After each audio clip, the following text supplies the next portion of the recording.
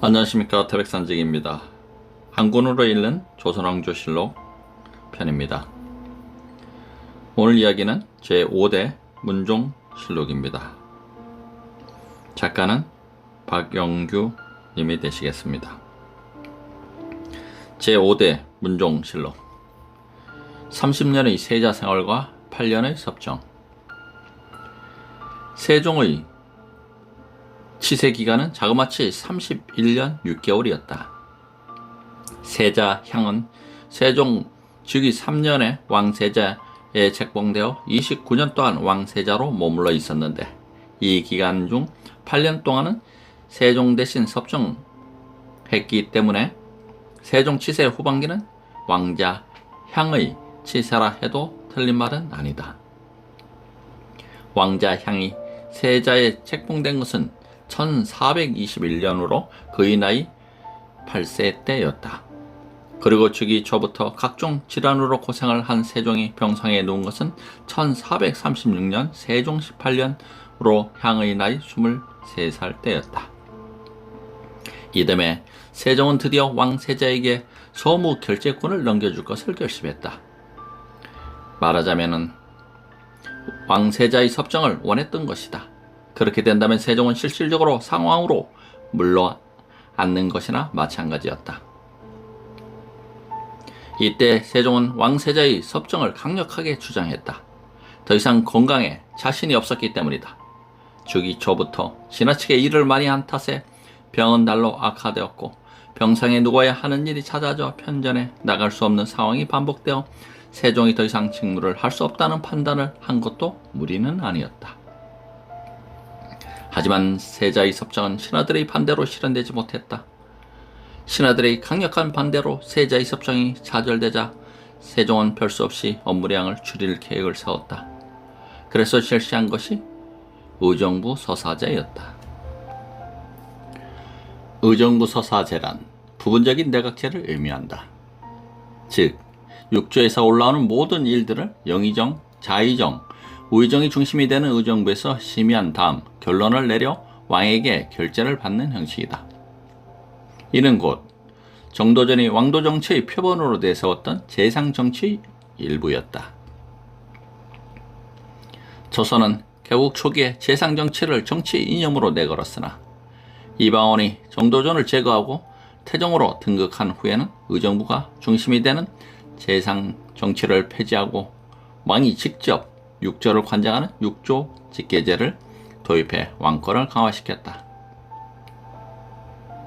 이런 제도는 세종에게 그대로 이어졌다.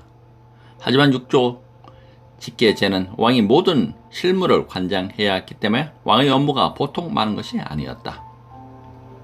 잔병이 많았던 세종은 이런 과다한 업무량에 시달려 건강이 악화되었고, 더 이상 육조 직계제를 유지할 수 없다는 결론에 도달했다. 그러나 의정부 서사제를 도입한 이후에도 세종은 업무를 결제할 만큼 건강하지 못했다. 그 때문에 세종은 5년 후인 1442년에 다시 세자에게 소무 결재권을 넘겨줄 것을 선언한다. 그러나 신하들의 반발이 다시 거세게 일어났다. 신하들은 왕이 엄연히 존재하는데 세자로 하여금 정사를 할 수는 없다는 논리를 폈다. 하지만 세종도 의지를 굽히지 않았고, 결국 신하들의 반대도 불가하고 세자의 섭정 체제를 구축했다. 세종은 우선 세자가 섭정을 하는데 필요한 기관인 첨사원을 설치하고 그곳에 첨사, 동첨사 등의 관원을 두었다.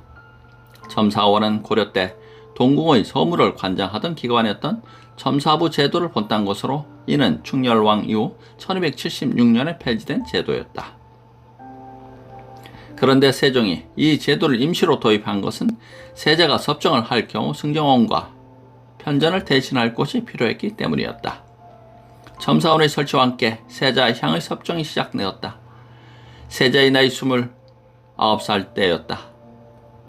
세종은 이 섭정 기간 동안 세자로 하여금 왕처럼 남쪽을 향해 앉아 조회를 받도록 하는 한편, 모든 관원은 뜰 아래서 신하로 칭하도록 하였고, 또한 국가의 중대사를 제외한 모든 서무는 세자의 결재를 밟도록 했다. 세자향은 1442년부터 1450년까지 8년간의 섭정을 통해 정치 실무를 익혔고 여러가지 치적들을 남기기도 했다. 때문에 세종 후반기의 정치 치적은 세자향의 업적이라 해도 과언이 아닌 것이다.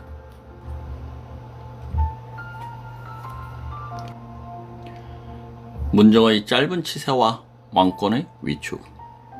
문종은 1414년에 태어나서 1452년까지 살으셨으며 재위기간은 1450년 2월부터 1452년 5월까지 2년 3개월이었다. 1450년 2월 세종이 죽자 문종은 8년의 섭정을 끝내고 마침내 왕으로 등극했다.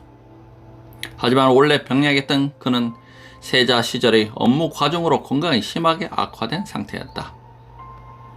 즉위 후에는 병세가 더 심해져 제2기간의 대부분을 병상에서 보내야 했다. 문종은 1414년 태종 14년에 세종과 소헌 왕후의 맏아들로 태어났으며 이름은 향, 자는 휘지였다. 8세 되던 해인 1421년에 왕 세자에 책봉되었으며 29세 때인 1442년부터 세종을 대신해 섭정을 했다. 그는 어릴 때부터 학문을 좋아해 학자를 가까이 했으며 추국이 제작에 직접 참여했을 정도로 천문, 역수 및 산술에서도 뛰어났고 서예에도 능했다. 또한 성격이 유순하고 자상하여 누구에게나 호평을 받았으며 고동이 침착하고 판단이 신중하여 남에게 비난을 받는 일도 없었다. 하지만 지나치게 착하고 어질기만 하여 문약함을 벗어나지 못했다. 8년 동안의 섭정에 이은 즉위였기에 문종 시대의 정치는 세종 후반기와 크게 다르지 않았다. 하지만은 문종이 즉위하면서 왕권은 세종 때에 비해 다소 위축되었다. 그것은 세종이 집권기 절반을 병석에 누워 있었고 또한 후반기에 세자에 의한 섭정이 계속되었기에 수양, 안평 등 다른 왕자들의 세력이 비대해져 있었던 탓이었다. 왕자들의 세력이 심상치 않게 조성되자 언관들이 종친들에게 대한 탄핵이 잦을 수밖에 없었고 이 때문에 문종 집권기 내내 종친과 언관들 사이에는 긴장된 분위기가 이어지고 있었다. 게다가 문종은 언관이 언론에 관대한 역치를 펴 이 시대의 언관들의 언론은 정치 전반에 걸쳐 영향력이 증대되었다. 척불 언론은 그 대표적인 사례였다.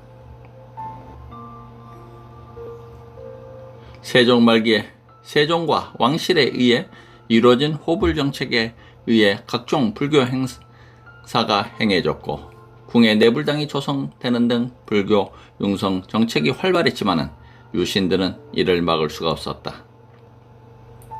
그러다가 문종이 즉위하자 유학 중심의 언관들은 왕실의 불교적 경향을 불식하고 유교적 분위기를 조성하려고 한간 힘을 썼으며 이는 대부분 문종에 의해 받아들여졌다. 이렇듯 언관의 언론이 활성화되어 있었음에도 불구하고 문종은 언론을 더 넓히는 정책을 폈다. 그래서 육품 이상의 신하들에 대해서는 윤대, 돌아가면서 왕을 만나는 것을 허락해 벼슬이 낮은 신하들의 말에 대해서도 경청했다. 이와 같이 관대한 정책을 기본 통치 방향으로 설정한 문종은 우선적으로 동국병감, 고려사 전료, 대학연의 주석 등을 편찬하게 했다. 이는 곧 문종이 역사와 병법을 정리해 사회 기반을 정착시키고 제도를 확립하려 했음을 의미한다. 왜냐하면 고려사 전료 등을 정리한 것은 단순한 전 왕조의 역사를 정리한 데 그치는 것이 아니라 조선의 정치, 제도, 문화의 정리를 의미하기 때문이다. 또한 문종은 세자 시절부터 진법을 편찬하는 등 군정에 관심이 많았는데 그런 연장선상에서 보면 동국 병감의 편찬은 병법의 정비와 군정의 안정을 위한 조치였다. 그는 즉위 초에 스스로 군제 개혁안을 마련해 총 12사로 분류되어 있던 군제를 5사로 집약시키고 군제상의 세세한 부분들을 개선 보완하기도 했다. 문종은 이렇듯 유연함과 강함을 곁들인 정책을 실시했으나 건강 악화로 제위 2년 3개월 만에 39세를 일기로 세상을 떠나야만 했다. 게다가 1452년 5월이었다. 문종은 어린 나이에 세자에 책봉되었기에 일찍 혼인했다. 그래서 첫 번째 빈궁으로 김씨, 두 번째로 봉씨가 있었으나 둘 다 과실이 있어 폐위되었다. 순빈 봉씨가 배출되자 당시 양원에 진봉되어 있던 곤전의 딸이 세자빈으로 정해졌는데 그녀가 단종의 어머니인 현덕 왕후 곤씨다. 현덕 왕후 곤씨는 1441년 세자빈 시절에 단종을 낳고 3일 만에 죽었는데 그녀의 원훈이 소양대군이 왕권을 찬탄한 후에 군중에 나타나 그의 가족들을 괴롭혔다는 얘기가 전한다. 그래서 세조의 큰아들 덕종이 그녀의 원혼에 시달려 죽었으며 세조 역시 꿈에서 그녀가 뱉은 침 때문에 피부병에 걸려 고생했다고 전해지고 있다. 문종은 3명의 부인에게서 일남 2녀 자녀를 두었는데 현덕 왕후 곤씨에게서 단종과 경애 공주를, 사칙 양씨에게서 경수 공주를 얻었다. 그의 능은 현능으로 경기도 구리시 인창동에 있으며 현덕 왕후도 이곳에 함께 묻혀 있다.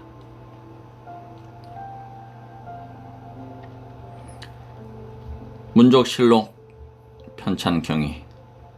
문종실록은 총 13권으로 구성되어 있으며 1450년 3월부터 1452년 5월까지 문종 제위 2년 3개월간에 이루어진 각 분야의 역사적 사실을 편년체로 기록하고 있다. 문종실록은 1454년 3월에 세종실록이 완성되자 곧바로 편찬 작업에 들어가 1455년 11월에 완성되었다. 이 책의 감수관은 원래 김종서, 황보인 등에 이어 수양대군이 이었지만 수양이 즉위하자 정인지가 책임을 맡았다. 이 작업이 완료된 다음 달 세조는 실록각에서 연회를 베풀었으며 도승지 박원영, 자부승지 성상문 등에게 명하여 편찬 관계자들에게 술, 감귤, 잔록, 향원 등을 하사하였다. 그러나 현존하는 문종실록은 문종 1451년 문종 1년 12월과 이듬해 1월에 해당하는 2달 분이 없는 상태다. 이에 대하여 1600년 선조 33년 8월에 예문관 대교로 있던 권태일이 묘양산에 가서 실록을 살피다가 처음으로 문종실록의 착오를 발견한 것으로 전해지고 있다. 임진왜란으로 춘추관, 송주, 충주 사고가 불타고 오직 전주 사고의 실록만이 남아 이것을 묘양산으로 옮겼는데 이 전주 사고본에는 문종실록 11권의 표지와 내용이 달랐다는 것이다.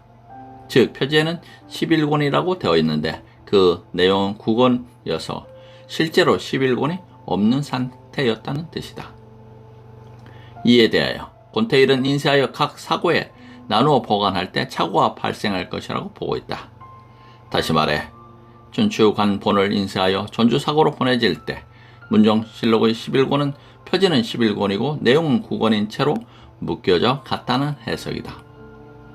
그것은 또 전주사고 이외의 다른 사고 중 한 곳에 표지는 9권만 있지만 내용은 11권으로 되어 있는 문종실록이 있었다는 추론을 가능하게 한다.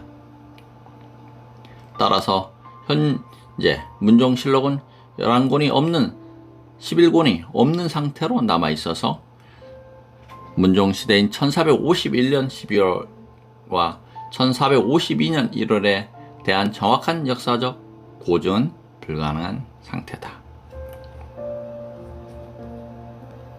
한국어로 읽는 조선왕조실록 제5대 문종편이었습니다.